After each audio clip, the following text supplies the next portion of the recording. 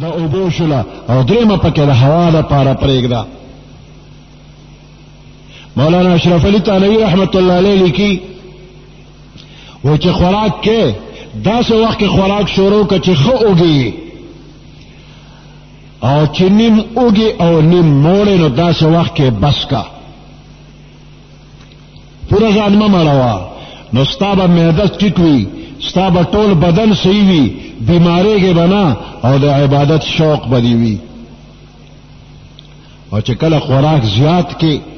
نو تاله به خوب راځي تاکې به ناراستی را پیدا شي د عبادت شوق به دې نه وي کار به دې خراب شي. نو یو د حلق د حفاظت دا مطلب دی چې خوراک کم کوه ډېر زیات خوراک مه کوه او د حلق د حفاظت دویم مطلب دا دی چې بنده څه خوري څکي نو حلالا طیبا حلال خوراک کوه او پاکیزه خوراک کوه د حرامو نه ځان بچ کوه. نو کم بنده چې د حلال او د حرام فرق نه کوي نو د ده د عبادت شوق به نه وي حلال نه ګوري حرام نه ګوري خو بس ګېډه ډکوي نو چې ځان مړی او په حرامو باندې ځان موړ کړي نو د ده به څلوېښت ورځې دعا نه قبلیږي دی به کوي دعاګانې خو رزق یې حرام دی دعا به قبلیږي نه. وی موسی علیہ السلام یو ځل یو سړی ولیده چې په یو ګټه باندې په سجده پروت دی او داسې جاړي چې د سترګو نه دا اوښکې راشي نو دا په ګټه پرېوځي او د ګټې نه بیا ښکته روانې شي ځمکې ته ځي او یا ربي یا ربي سوال کوي یا رب زما سوال قبول کړي سوال یې نه قبلېږي. موسی علیہ السلام الله پاک ته سوال کوي پروردګار دا بنده دومره جړا درته کوي او ته د ده سوال نه قبلې دا ولې نه قبلې؟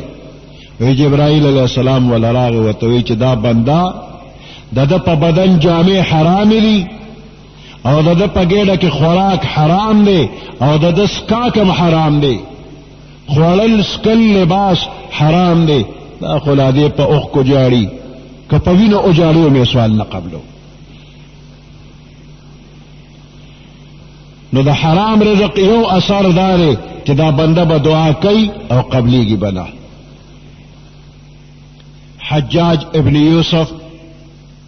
د په خپله زمانه کې څه ډېر زیات ظلمونه یې کړي دي بزرګان به یې وجل یو علاقه وه په هغې کې داسې خلک وو چې د هغوی به هر سوال قبلېده او دې په هغې علاقې باندې ورغې او هغه نیکان او بزرګان د هغوی وجلې شروع کړل. نو چا ورته وی دا خلک خو ډېر بزرګان دي او دا وجنه ما او کدی د دوی د خیرو د لاسه به تباه و برباد شي هغه ورته غمې مه کو ما وله مخکې انتظام کړی دی دغه نیکان بزرګان دي دوی له مې دعوت کړی او حرام رزق مې پې خوړلی دی اوس که دوی خیرې کوي نو په ما نه چلیږي ګېډه مې وله د حرامو ډکه کړه په ځان پوه م نه دي حرام رزق یې خوړلی دی اوس به د دوی دعا نه قبلیږي نو که ما ته خیرې کوي نو کوي دی که نه. نو که خپله دعا قبلول غواړې نو د خېټه حفاظت وکړه د حرامو نه ځان بچ کا پاک به. حضرت انس رضی اللہ تعالی عنہ د پیغمبر علیہ السلام یو ورکوټ خادم دی د 10 کالو چې مور راوسته پیغمبر علیہ السلام له ورک وی د خادم ګوټی دی دا قبول کا او د خادم ګوټی ته دعا وکړه. نو پیغمبر علیہ السلام ورته دعا کړې ده چې یا الله د په مال کې برکت واچي او د په اولاد کې برکت واچي. نو په مال کې برکت دا دی چې د نورو خلکو باغونو په کال کې یو ځل میوه کوله انس رضی الله تعالی عنہ د باغ به په کال کې 2 ځله میوه کوله کالو سره به بازار ته د باغونو میوې را رسېدې او د بچو برکت یې دا دی چې یو ځل طواف کېدو ډېر ښکلي ښکلي هلکان په طواف کې ګرځېدل یو ناشنا بنده دی هغه وایي د هلکان خو داسې ښکلي ښکلي ښکاري چې چې دا د چا بچي دي یو شانتي دي نو یو جنې ولاړه او ناغې وورې نه ورته وی چې دا د انس رضی الله تعالی عنہ پنځه د پاسه شپږ شلې زامن دي طوافونه کوي 125 زامن دي او دا زما رونه دي او زه خورې ما 125 زامن او یو لور طواف لراغلي دي دا د پیغمبر علیه السلام د دعا برکت ته الله له د بچو کې برکت واچي او زمانگ دا موجوده زمانے وی بچے دو ہی اچھے بس دو بچی پکار دی ډیر نه پیغمبر علیہ السلام خود دعا کی چې خدای اولاد کې برکت واچي او منګه پخپل ختمو دا انس رضی اللہ تعالی عنہ دی یو ځل پیغمبر علیہ السلام ته وی مستجاب الدعوات جوړېدل غواړم مستجاب الدعوات دیتے ہوئے چې کومه دعا کې هغه قبليږي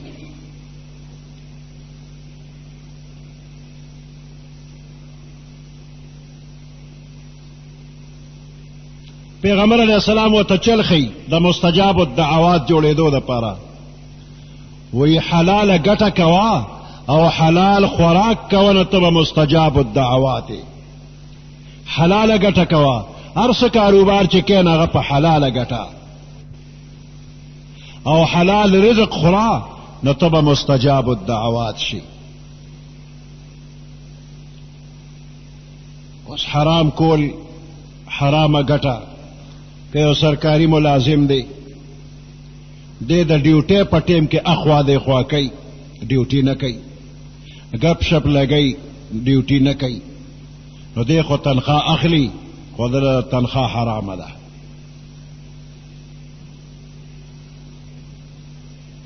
کاروباری سړی دی دی په خپل کاروبار کې دروغ وای او دوکه کوي نو د کاروبار حرام شو خو چې شریعت نه خلاف کار پکې کې نو دا آمدن دی حرام نو ته به مستجاب الدعوات نه په صحیح طریقه خپل ډیوټي وکا اغلا مکوا رشوت ما اخلا دروغ موایا په دروغ قسمونه مکوا رزق بل حلال شي ته به مستجاب الدعوات شي چې رزق د حلالي نو دې کې با د عبادت شوقم وي په دې دیوبند کې یو غریب سړی ناغوا د وخو پند به راوړو د وخو پند او ډېر بزرګو نو داغه غواخه ډیر خلک به په انتظار و چې دا کاکا به کله واخه راوړي نو چې کله به د پند د لرې نه خلک ولیده نو په منډه به ورتلو دنه به یې پند اخیسته د پند په څلوره نه و نه کم او نه زیات او طریقه یې دا وه چې کم سړي به په پند اول لاس کېښوده هر څوک چې نو دا پند به د هغه له ورکو نو خلک به د دې پند په انتظار و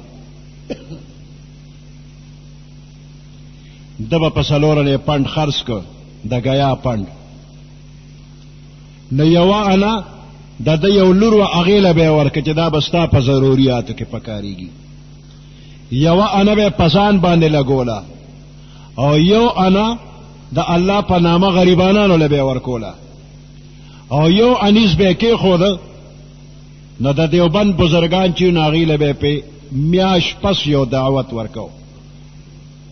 یو انا د ورځې به جمع کېدله نو میاش پس به په هغې دعوتو نو د دیوبند پخواني بزرګان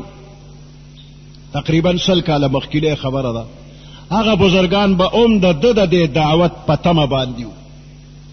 نو کله به د داسې وکړ چې پخلی به یې پخپله وکړه او هغوی له به یې تیار شی یوړه او کله به یې هغوی له پیسې ورکړلې چې تاسو والئ او په دې پیسو ځان له خپله پخلی وکړئ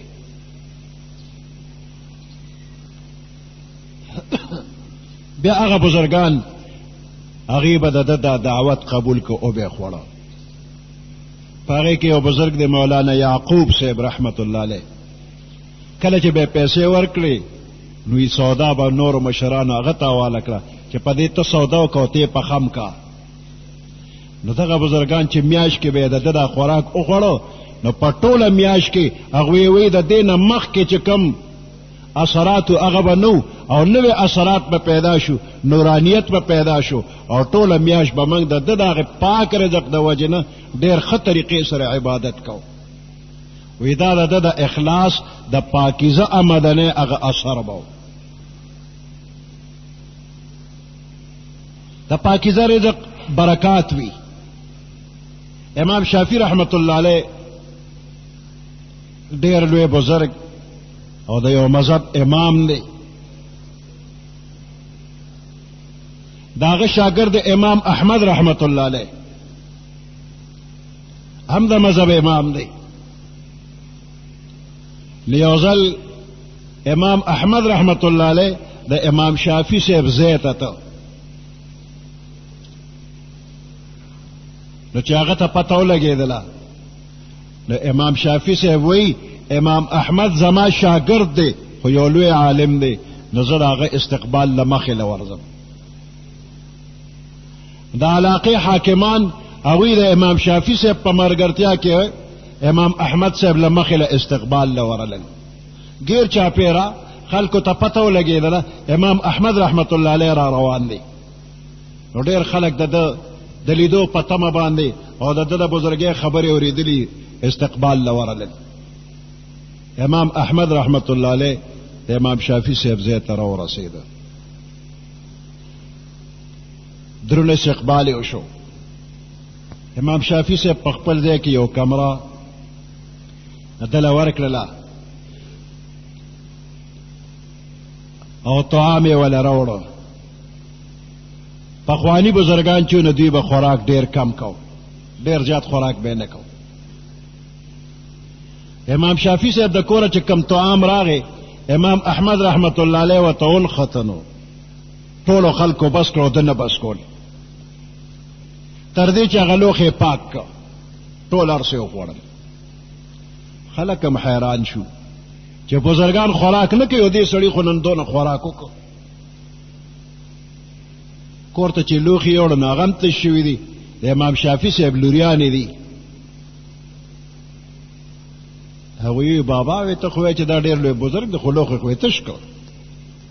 ورته یې قلارې شي غږ مه کوئ د امام شافعي صاحب لوریانې چې نو هغوی میلمه دپاره د شپې اوبه کېښودلې دغې کمره کې که دې شپه کې پاسي تهجد کوي نو اودس چاره دام به پې وکړي څه لوټې وغیره یې کېښود که اودس ماتی نو په دې باندې به ځان پاک کړي تیارې ورته کړې دی امام شافعي صاحب سره خو امام احمد صاحب ښه خوراک وکړو او ماسخوتن چې پرېوته نو بس پرېوته نو ډېر راپانسېده نو سهار مانځله پاسېده چې دې مانځله لاړ نه کمرې ته د امام شافعي صاحب لوریانې رالې چې ویې کته لوټه ډکه په ډکه پرته ده هغه لوټې چې کمې ایښې وې او د سماتي دپاره انتظار هغه هم په ځای پراته او امام احمد رحمت الله علیه د سارې مانځله لاړ نو اودس یې ونه کړ مانځه ته ودرېده امام شافعي صاحب چې کور ته راغی نو لوریانو ته بابا وی دا ستا څنګه بزرګ میلمه دی وی بېګۍ ډوډۍ ډېره خوړلې ده او د شپې مو ته تهجد دپاره د اوبو انتظام کړی نو هغه اوبو له یې ګوتې نه دي وړلې لکه چې د شپې پاڅېدلې نه دی تهجد یې نه دي کړی خوراک به یې ډېر کړو نو خوب به ورته نو نه دی پاڅېدلی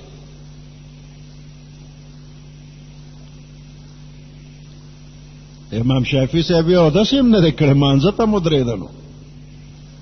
عجایبات راجمع شو چې دا څنګه بزرګ دی د مانځه نه پس چې لوریانو ورته الوی امام شافعي صاحب ته نو امام شافعي صاحب امام احمد رحمت الله علیه ته وی احمده ته خو چې ما سره د سبقونه ویل نو تا به د شپې تهجد هم کول او خوراک سکاک دی کې به د همداسې اعتدال کو زیاتې به دې نه کو غیر چاپېره ډېرې خبرې شروع شولې ته پرون راغلی او نن دونه خبرې مې واورېدې چې دونه ما چې ته اورېدلي نه دي اعتراضونه خلک کوي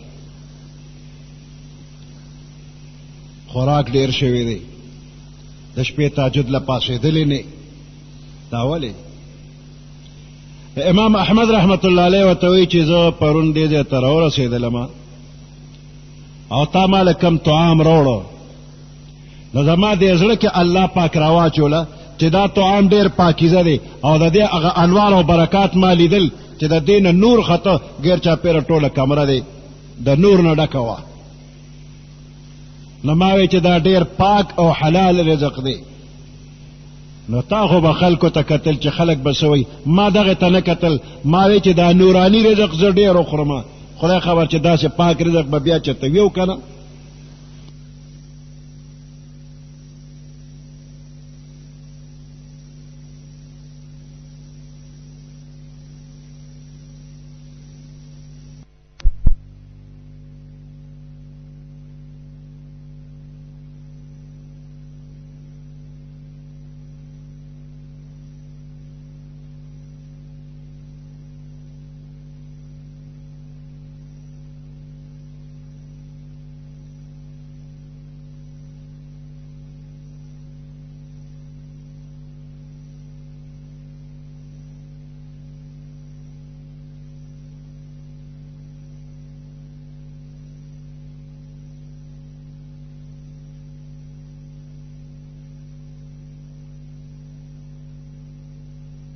کار نه و چې ما لوښې تش کړې وي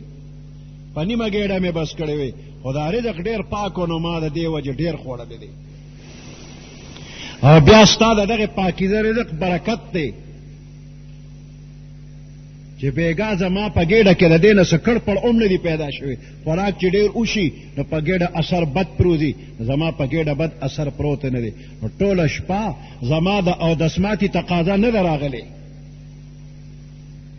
هیڅ قسم ما اودس هم نه دی مات کړی ټوله شپه او د دې پاکیزه رزق برکت دا دی چې په دې شپه کې په قرآن او په حدیث کې ما سوچ او فکر کو نو زه په اودس کې ویښ وم نو ما پوره 100 مسلې د دې نه راایستې دي د قرآن نه د حدیث نه چې دا مخکې ما ته نه وې معلومې نو دا ستا د دې پاک رزق برکت دی چې 100 مسلې ما بېګا راایستې دي دا به د امت په کار راشي نو د پاکیزه رزق خپل لوی لوی برکات دي دا په انسان کې شجاعت او بهادری هم پیدا کوي او حرام رزق په بنده کې بزدلی پیدا کوي چې رزق د حلالي ته به بزدل او ډرپوک نه یې په افغانستان کې امیر دوست محمد خان بادشاہ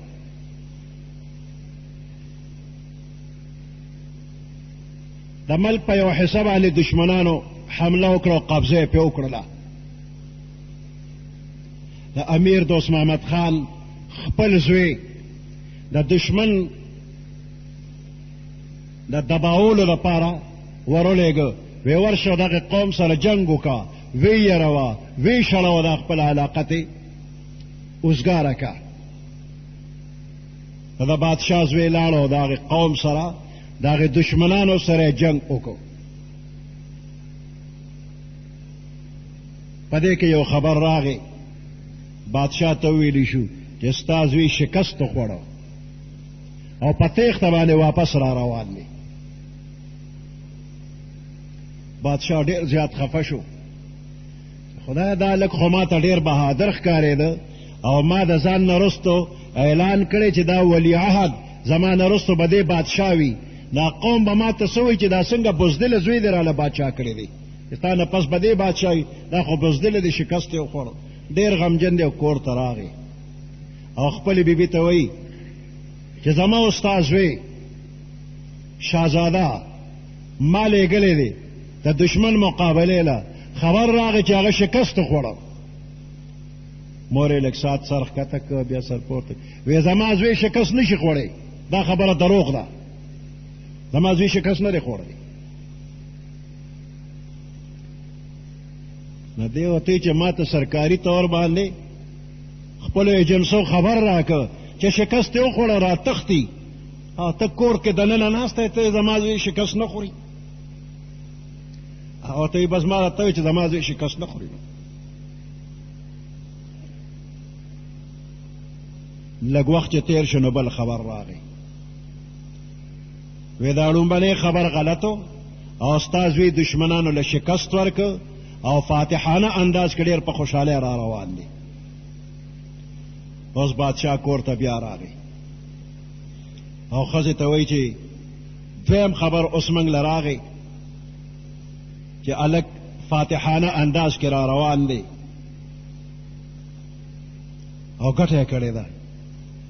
و تا نه تپوس کوم چې وختي خو ما له خپلو ایجنسو خبر راکړه چې شکست یې خوړلې او ما تا ته ویل نه ته خو کور کې دننه ناست یې زنانې د بار حالاتو نه ته خبرېږې نه،